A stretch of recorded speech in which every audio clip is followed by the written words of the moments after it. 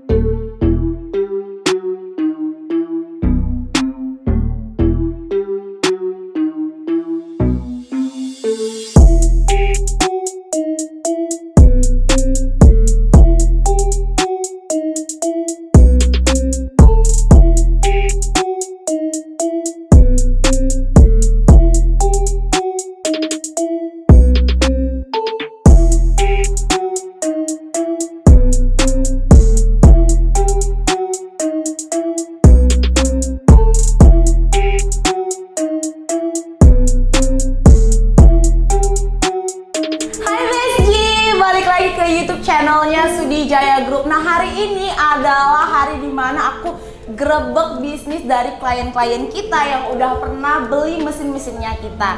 Nah, hari ini aku ada tamu khusus yang spesial banget, yang ngerti dan paham banget nih tentang kopi-kopian. Nah, penasaran kan? Ini dia tamu spesial kita. Hai Kak Moxi. Halo. Hai Kak Moxi. Ya. Nah, ini Kak Moxi adalah salah satu klien kita yang udah pernah beli mesin-mesinnya kita. Nah, jadi di sini tuh aku pengen ngajak Kak Moxi tuh ngobrol santai nih Kak tentang mesin-mesin kopi dan juga dunia kopi. Oke. Jadi nggak mau muluk-muluk ya guys ya. Relax Kak, relax. Tegang banget nih.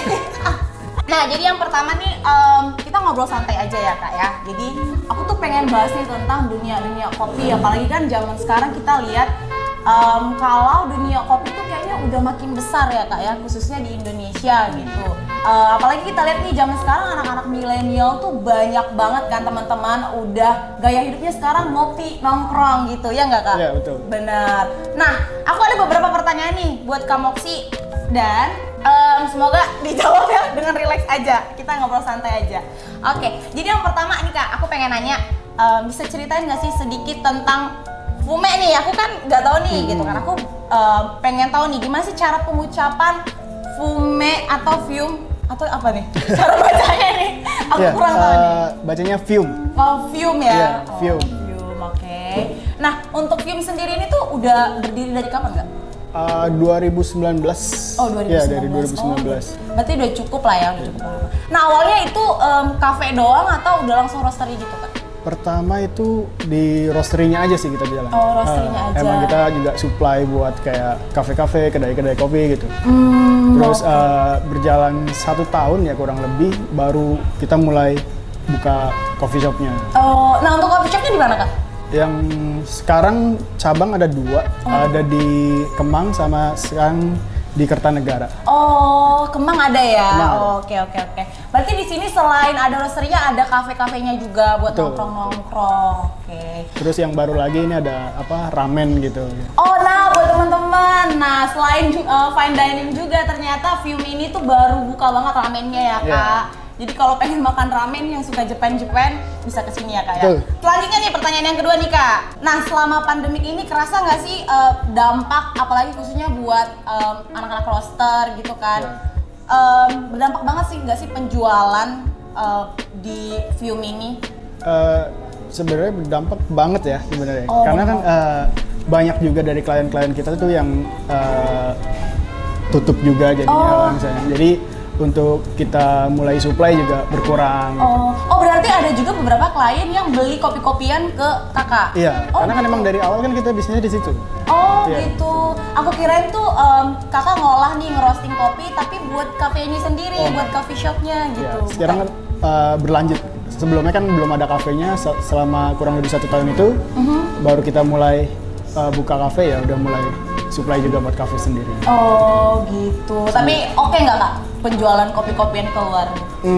Alhamdulillah sih lumayan ya. Lumayan ya, oke. Nah, Kak Moxie sendiri tuh udah berapa lama sih bergerak atau terjun ke dunia kopi ini gitu? Dari 2009 akhir. Udah lama banget dong. Antara 2009 akhir atau 2010 awal gitu. Saya Udah lupa. suka kopi-kopi nih berarti. Ya kan udah tahu betul nih berarti tentang kopi-kopian ya. Nah, selanjutnya nih aku pengen nanya, menurut Kak Moxie, ya, menurut Kak Moxie sendiri nih, buka bisnis F&B itu tuh menguntungkan nggak sih? Khususnya di dunia perkopian nih, itu menguntungkan banget nggak buat orang-orang yang buka bisnis kopi-kopian? Sebenarnya kalau dibilang menguntungkan, hampir semua bisnis pasti menguntungkan ya. Oh iya benar juga. Kalau nggak menguntungkan ngapain berbisnis? Oh ya? iya benar. Gitu. Tapi kan kalau balik lagi bicara dengan kurun waktu, berapa lama sih pengen balik modal atau segala macam Oke. itu kan balik lagi sama modal kita pertama, terus rencana ya target kita sendiri seberapa lama dibandingkan dengan modal kita lah gitu. Nah, buat anak roster nih Kak, kesulitan apa sih yang menurut Kak Moxie sulit banget nih kalau lagi ngerosting? Apa nih tantangannya atau kendala-kendala kalau lagi ngerosting? Apa ya kendalanya? Banyak ya sebenarnya. cerita. Ini kayaknya keluh kesahnya banyak nih. Kalau mati lampu kita susah roasting kan. Mati Lu lampu mau kayak susah. bayar listrik guys ya. Mati lampu pasti susah. Oke. Terus kalau ketika kita dapet green bean yang keadaannya itu nggak sesuai yang kita harapkan ya. Oh gitu. Misalkan kadar airnya terlalu tinggi, terus sedangkan stok kita cuma ada itu gitu. Oh. Itu kesulitan kita paling kayak gitu-gitu aja sih. Terus biasa ngakalinnya gimana Kak? Tetep aja ngerosting gitu? Ya harusnya ganti sih ya. Oh diganti Iya. ya. Nah biasanya ngerosting tuh berapa lama sih Kak kira-kira? Perlu nggak sih 1 jam atau berapa jam gitu buat ngerosting? Per batch-nya atau kalau per batch-nya sendiri itu kan kurang lebih paling dari 8 sampai 16 menit ada gitu. Oh gitu. Itu per batch-nya. Oke. Jadi kalau mau berapa lamanya per hari itu kan tergantung kebutuhan kita stoknya gitu. Oh oke. Oh buat Kak Moxie sendiri dalam 1 minggu berapa kali nih ngerosting? Apa anak roster itu sering banget nih kayak setiap hari ngerosting gitu kan? Ya itu nggak nentu ya kalau sekarang ini. Kalau kayak waktu awal-awal itu kita hampir setiap hari roasting. Gitu. Oh iya. Karena apalagi kemarin pandemi itu kan susah ya gitu. Bisa seminggu sekali gitu. Sekarang udah mulai oke lah bisa udah mulai oke lagi ya. bisa seminggu 3 sampai 4 kali gitu. Oh, dan itu biasanya langsung habis aja gitu? Iya. Oh menarik sekali ya teman-teman. Karena kan kita juga nggak bisa nimbun roasted bean terlalu lama juga kan. Oh, emang ada itu ya Kak batas waktunya? Ya.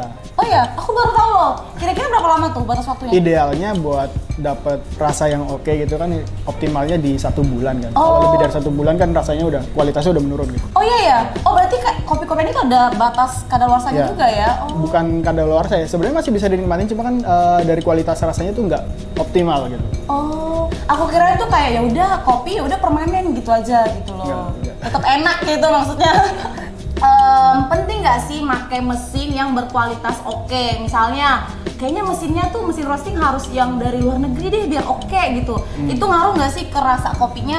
Atau menurut kakak, ya udahlah yang penting mesin kopi aja gitu. Terserah kopi mesin apa gitu. Sebenarnya penting nggak penting ya itu balik lagi sama kebutuhan dan kemampuan pasti kan. Oh, isi dompet ya kak. Kebutuhan dan Dompet. kemampuan pasti kan itu. Nah, tapi yang paling penting kan skill dari si Roasternya? operatornya ini, Oh, si oke. roasternya. Kalau roasternya ternyata maaf kurang, tapi udah dapet mesin yang wah oke Oke. banget, itu kan juga kurang sebanding juga gitu. Terus dapat skill yang oke banget roasternya, terus dapat mesinnya ternyata kurang gitu. Itu juga agak sedikit kurang lah. Tapi dari skill dia pasti dia punya cara sendiri untuk ngakalin itu gitu, Oh. buat dapat rasa yang lebih optimal gitu. Oh ngaruh ya, aku kirain tuh kayak ya udahlah kaum awam yang lain juga bisa ngerosting gitu loh, tinggal ada mesin nyalain udah roasting tuh gitu. Nggak segampang itu. Oh enggak Fernando. Oh berarti harus berpengalaman juga ya kak. Nah untuk roaster sendiri tuh ada sekolahnya gitu nggak sih, sekolah ngerosting atau apa? Sekarang udah banyak ya kayak buat kursus-kursus roasting gitu udah banyak sih sekarang. Oh udah banyak, Ya. jadi nggak perlu harus kayak belajar 2 tahun 3 tahun gitu ya? Eh, Ada yang belajar otodidak gitu nggak sih? itu saya sendiri begitu. Oh ya, Iya. Kak Moxi. Iya. Oh ternyata Kak Moxi itu belajar otodidak, guys. Wah, pintar sekali loh ya. Bisa gitu. Berapa lama tuh Kak belajar otodidaknya? Kurang lebih setengah tahun ya. Abis itu ya kita sering juga masih sharing-sharing juga kan sama roster-roster lain gitu. Oh, oke.